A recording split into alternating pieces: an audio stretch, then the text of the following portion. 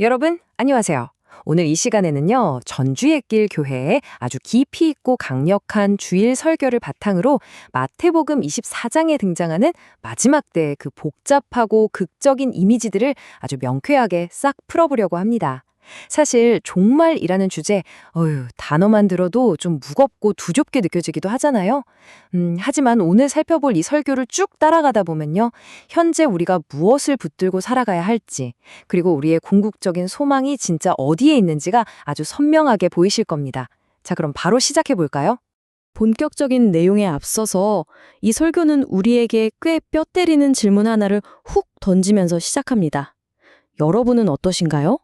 언젠가는 무너져 내릴 세상의 요새들을 전적으로 의지하면서 마치 내일이 나에게 영원히 보장된 것처럼 그렇게 살아가고 있지는 않으신가요? 본문은 우리가 믿고 있는 이 세상의 질서가 결코 절대 영원하지 않다고 아주 강력하게 경고하고 있습니다. 마태복음 24장 29절, 바로 이 핵심 구절이죠. 예수님께서 직접 말씀하신 엄청난 우주적 변화를 보여주는데요. 신약시대라는 이 긴 환란의 기간이 딱 끝나고 나면 우리가 절대 흔들리지 않을 거라고 믿었던 바로 그 우주의 질서가 요동치게 된다는 겁니다. 별들이 쏟아져 내리고 권능들이 흔들리는 이 장면, 정말 상상만 해도 엄청난 격변이 아닐 수 없죠. 여기서 우리가 진짜 눈여겨봐야 할 단어가 하나 있습니다. 바로 즉시입니다. 아니, 벌써 2000년이나 지났는데 무슨 즉시냐고요? 인간의 시간으로는 그렇지만 하나님의 관점에서 이 심판은 단 1초의 지체됨도 없다는 뜻이거든요. 그러니까 이 즉시라는 표현은요, 예고 없이 우주를 확 덮칠 심판 앞에서 영적으로 졸지 말고 깨어 있으라는 아주 서늘한 경고 메시지인 거죠. 자, 이 현상을 두고 학자들 사이에서 참 재미있는 두 가지 해석이 나옵니다. 어떤 분들은 이걸 진짜 눈에 보이는 물리적인 우주의 붕괴로 보고요.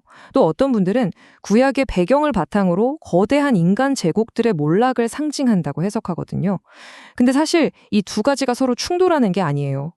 영원할 것만 같았던 로마 제국이 무너졌던 것처럼 예수님이 다시 오실 때 실제적인 천체의 변화가 함께 이 세상에 그 견고했던 거대 제국들이 진짜 단번에 무너져 내릴 것이기 때문입니다. 성경 원어를 자세히 파고들면 진짜 소름 돋는 포인트가 하나 더 있습니다. 별들이 떨어지는 하늘은 단수인데 흔들리는 권능들의 하늘들은 복수형으로 쓰였거든요. 이게 무슨 말이냐면 단순히 저기 떠있는 눈에 보이는 창공만이 아니라 피조 질서 전체를 뜻한다는 거예요. 우리가 영원할 줄 알고 피난처로 꽉 붙잡았던 가치관, 권력구조, 거대한 시스템들, 이런 것들이 하나님의 그 맹렬한 심판 앞에서는 진짜 형체도 없이 철저하게 박살나고 요동친다는 뜻입니다. 그러니까 이 설교에서 진짜 말하고 싶은 핵심은 바로 이겁니다. 우리가 평소에 목숨 걸고 집착하는 것들 있잖아요. 두둑한 통장 잔고, 연끌해서 산 아파트, 남들이 부러워하는 타이틀 같은 거요. 이런 것들이 절대적 심판의 날에는 정말 말 그대로 단숨에 휴지 조각이 되어버린다는 사실입니다. 진짜 위기가 닥쳤을 때 우리를 구원하지도 못할 것들에 생명을 거는 것, 성경은 이걸 가장 끔찍한 우상숭배라고 꼬집고 있는 거죠. 그렇게 우주가 요동친 다음에 마침내 인자의 징조가 나타납니다. 신학적으로 보면 역사적으로 이 징조가 어떻게 보일지에 대해 크게 세 가지 견해가 있었어요. 첫째, 예수님 그 자체가 구름을 타고 쫙 오신다는 것. 둘째, 초대교회 성도들이 믿었던 것처럼 하늘 전체에 거대한 십자가 형상이 딱 나타난다는 것. 그리고 마지막 셋째는 흩어진 자기 백성들을 모으기 위해 우주에 높이 세우는 승리의 깃발이라는 견해입니다. 구약의 여러 예언들과 쫙 연결해 볼 때 가장 설득력 있는 해석이 바로 이 깃발입니다. 고대 전쟁 영화 같은 거 보면 승리한 군대가 가장 먼저 하는 게 깃발을 높이 올리는 거잖아요. 십자가에서 가장 비참하게 처형당하셨던 그 예수 그리스도께서 이제는 온 우주의 완전한 승리자가 되셔서 영광스럽고 찬란한 깃발 그 자체가 되어 온 하늘을 덮으며 내려오신다는 거죠. 그리고 이 승리의 깃발 이미지는 마태복음 24장 31절에 나오는 천사들의 큰 나팔 소리로 기가 막히게 이어집니다. 원래 전쟁에서 깃발이랑 나팔은 뗄 수 없는 세트거든요.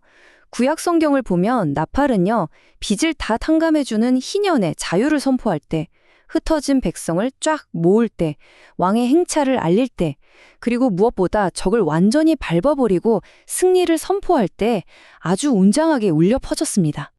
근데 정말 흥미로운 건 이 똑같은 나팔 소리가 듣는 사람에 따라서 완전히 극과 극의 의미를 가진다는 거예요. 그동안 죄와 세상의 권세에 눌려 살던 택함받은 성도들에게는요, 이 소리가 모든 눈물을 닦아주는 완전한 해방이자 기쁨의 소리입니다. 하지만 평생 십자가 복음을 무시하고 조롱했던 세상 사람들에게 이 소리는 이제 영원히 구원의 문이 닫혔구나 하고 가슴을 치게 만드는 피할 수 없는 심판의 신호가 되는 거죠. 나팔 소리가 울려 퍼질 때 천사들이 하늘 이 끝에서 저 끝까지 다니면서 택하신 자들을 쫙 모으거든요. 여기서 설교자는 절대 놓쳐선 안 될 포인트를 짚어줍니다. 우리가 그 무서운 심판을 피해서 영광의 자리로 모이게 되는 게 우리가 뭐 잘나서 착하게 살아서 공로가 있어서가 절대 아니라는 겁니다. 이건 100% 진짜 전적으로 자기 백성을 끝까지 포기하지 않으시는 하나님의 그 사랑, 바로 십자가의 은혜 덕분이라는 거죠. 혹시 기억나시나요? 예수님이 십자가에 못 박히셨을 때 한낮인데도 갑자기 온 땅이 새카맣게 어두워졌잖아요. 그게 도대체 왜 그랬을까요? 창조주이신 예수님이 십자가에서 그 고통을 당하실 때 사실 성부 하느님은 우리가 받아야 할 그 끔찍한 지옥의 흑암과 저주를 예수님께 남김없이 쏟아 부으셨던 겁니다. 그분이 대신 저주받고 버림받으셨기 때문에 자격 없는 우리가 드디어 영원한 빛의 품으로 돌아갈 수 있게 된 거고요. 이렇게 완벽하고 거대한 구원의 역사는 그야말로 성부, 성자, 성령, 삼위일체 하나님의 기가 막힌 합작품입니다. 우리를 너무 사랑하셔서 아낌없이 아들을 내어주신 성부 하나님, 십자가에서 피 흘려 그 엄청난 값을 다 치러주신 성자 예수님, 그리고 우리가 나 혼자라고 느끼지 않게 지금도 우리 안에 딱 계시면서 말할 수 없는 탄식으로 우리를 도우시는 성령 하나님. 이 완벽한 삼위 하나님의 팀워크가 결국 우리를 영광의 자리로 이끌어내시는 겁니다. 솔직히 요즘 같은 세상에서 그리스도인으로 산다는 게 어떨 때는 꽉 막힌 벽 앞에 혼자 서 있는 것 같고 조롱받는 것 같고 참 외롭잖아요.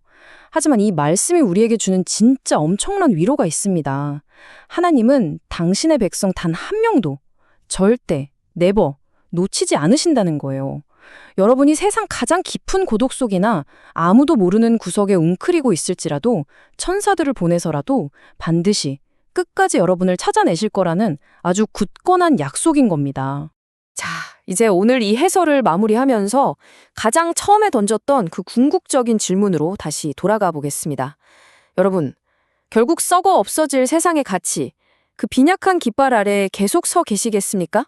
아니면 우리의 모든 눈물을 친히 닦아주실 영광의 왕, 예수 그리스도의 그 영원한 승리의 깃발 아래로 들어가시겠습니까?